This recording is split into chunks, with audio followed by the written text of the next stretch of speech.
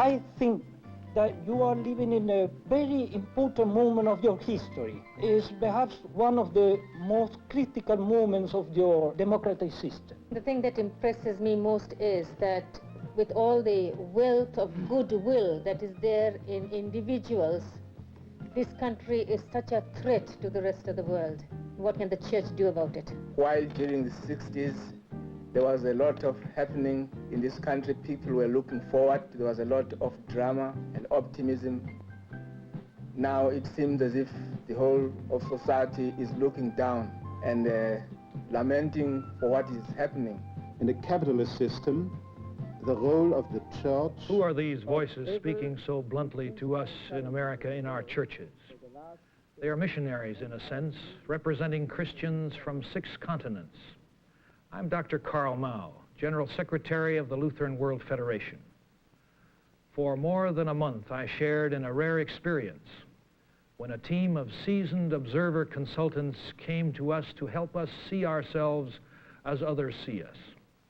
Their hosts were the U.S.A. National Committee of the Lutheran World Federation and the Lutheran Council in the U.S.A. It was really quite a month. The route included New York, Washington, Columbia, South Carolina, St. Louis, San Francisco, Sioux Falls, South Dakota, Minneapolis, Chicago, and Milwaukee, with a final consultation at Zion, Illinois.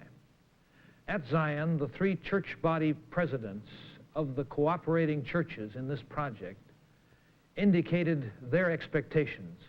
We are here to think through a new concept of mission.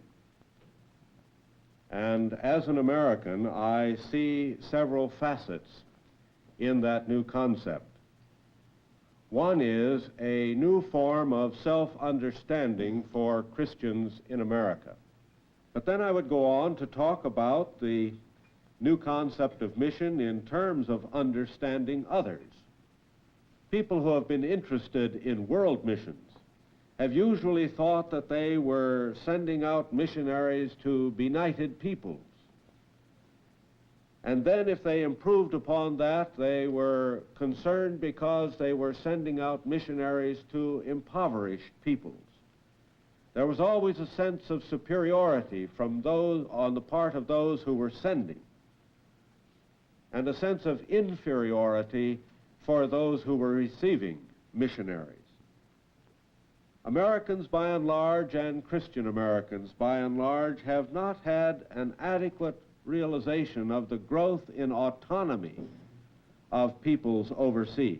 My great expectation is to learn something in the hopes that the members of our church that are gathered here can be better equipped, better informed, in order that we may go back home and do a better job of moving and strengthening and encouraging our people to be more concerned about their fellow human beings all over the world, both as to their spiritual welfare and as to their physical needs. We seek to be a people whose passion for God is stronger than our passion for self-care, where passion for justice is greater than our passion for privilege, where passion for humaneness is stronger than our passion for power, whose passion for the whole creation is greater than our passion for creature comforts. How do you, coming from your particular locale, sharing those matters to some degree, help us in finding a course that will help us to that deeper discipleship? It was important that these visitors see our country and understand its people. The trip provided a variety of the settings in which Americans live and move and have their being. We went to the factory, Senko. It manufactures electronic testing equipment. It employs mainly women. And you may ask, why does it employ women and discriminate against men? Men are a little bit more, what should we say, clumsy. Like typing, women are much faster than men. And these women, another thing, women can stand, or they can stand or sit and do the same job for 8 hours. Where a man, he usually gets bored. And then when you're working on these units, and when you see the finished product, it makes you feel as if you've accomplished something. It makes you feel as if, well, if it works and if it's good, then you feel good about it. You feel any kind of difference because it's not habitual in this area that women work in. It's not common in this It's area not common. for women to work. Oh, yeah. It's becoming more and more. Mm-hmm. Yeah. And do you consider that is a good thing or no? Yeah, I think it is. Yeah. Mm-hmm. For those of you who are church-related, does it make any difference that, for instance, you are a Christian here? Oh, it's sometimes best not to discuss it, so we usually don't. I disagree. I think your faith goes with you every place you go. You may not share the same views, you may not discuss religion, but as far as being ashamed to, if someone said to me out here, are you a Christian? I wouldn't want to say, I don't want to talk about it, because I'd be pleased to say, yes, I'm a Christian.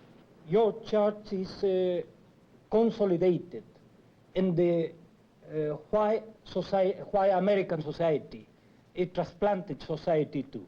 Christianity does not belong to the white man.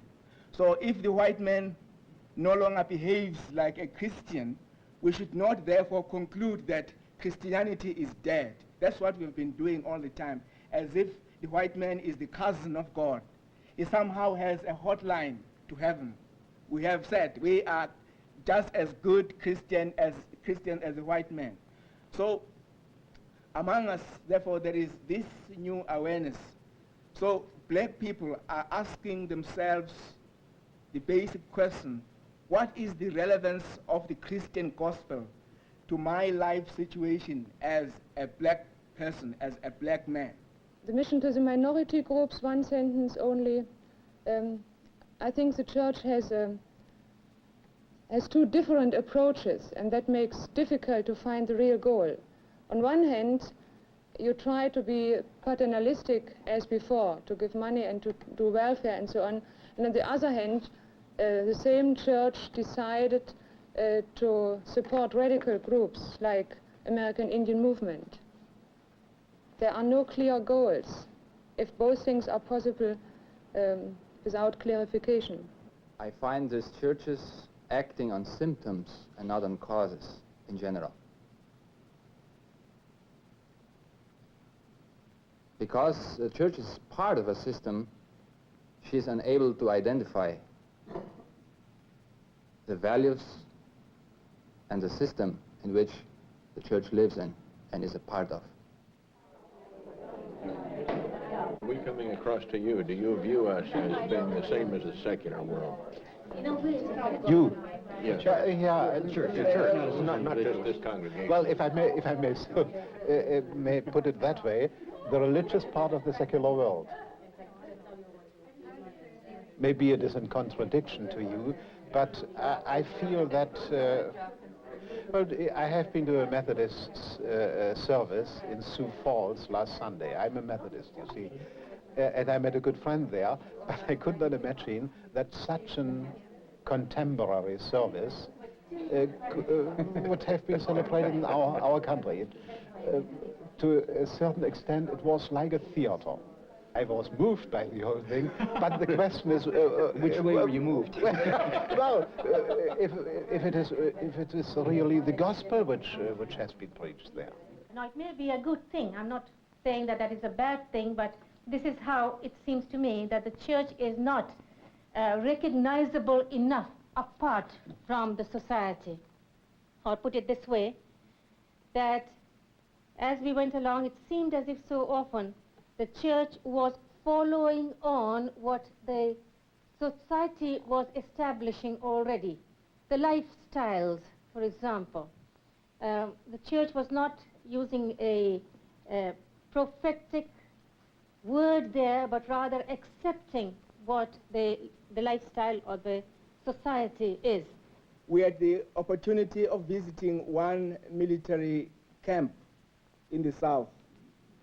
I had some discussion with the pastor as to how he ministers to the soldiers.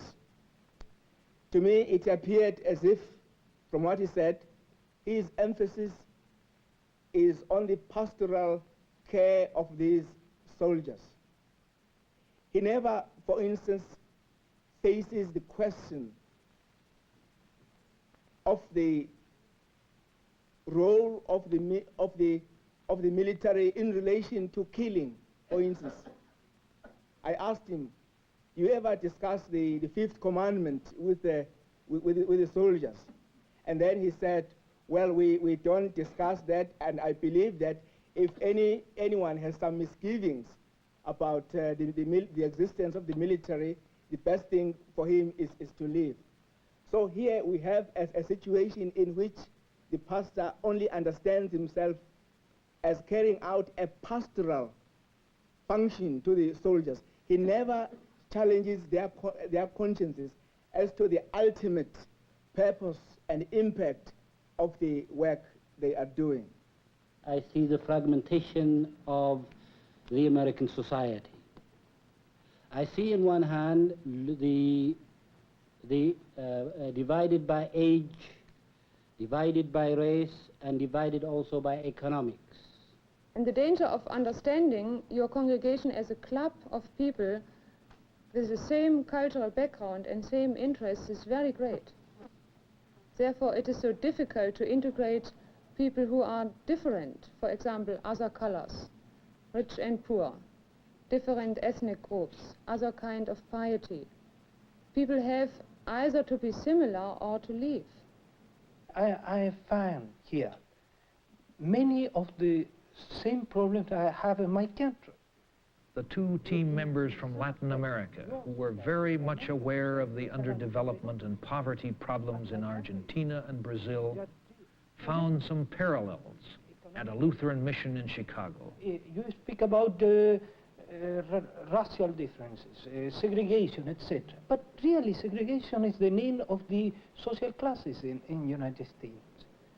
I think church people are probably the most guilty of that of all, because we always say we are all one in Christ, and you know, there's neither Jew nor Greek, or all those passages that we like to quote, and really a lot of the differences are beautiful.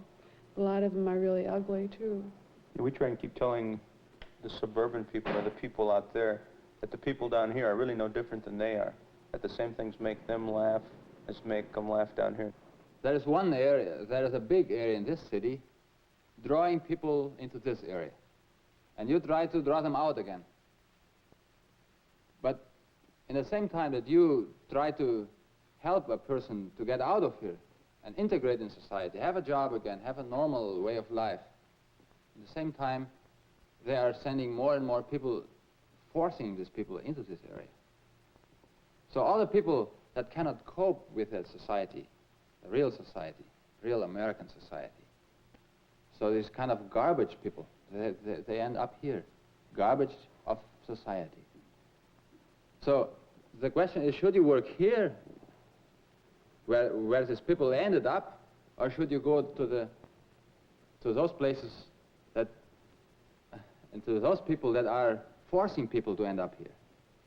Something new has happened in the United States and other parts of the world. The poor and oppressed peoples have discovered the gospel of liberation through theological reflection. It's no longer the old stuff, Christ is my Redeemer, I shall be free in heaven. But they have discovered that the gospel is a power of liberation here and now. Black theology is one example of such a phenomenon.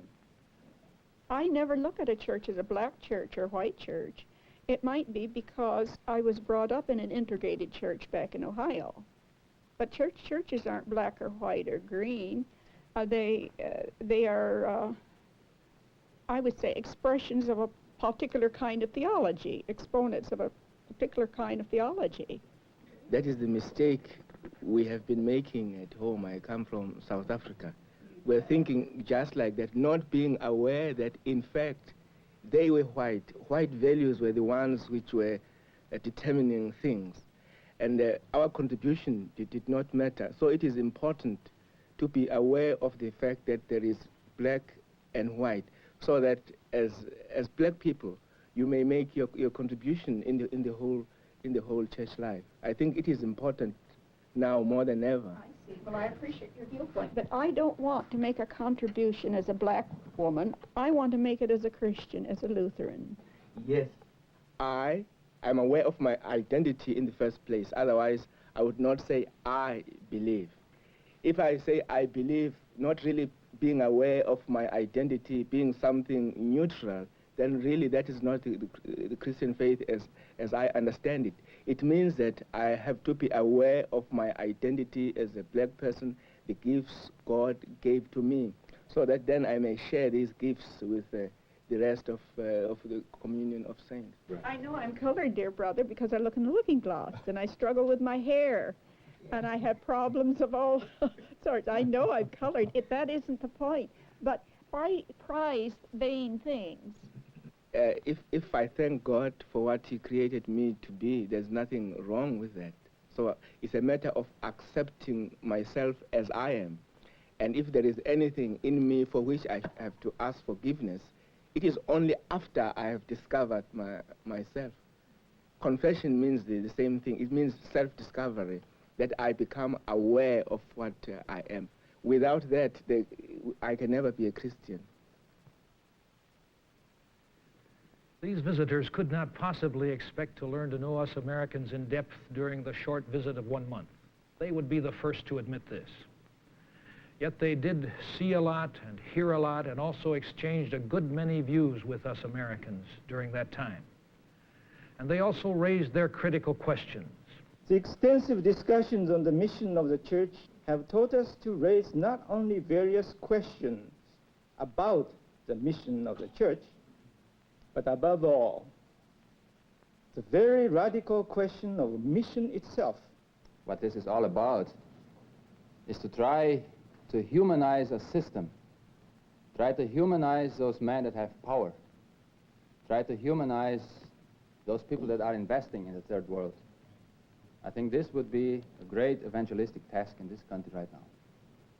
There are many people in this country who don't know anything about South Africa, so that I have to explain where South Africa is. You may wonder why I say this.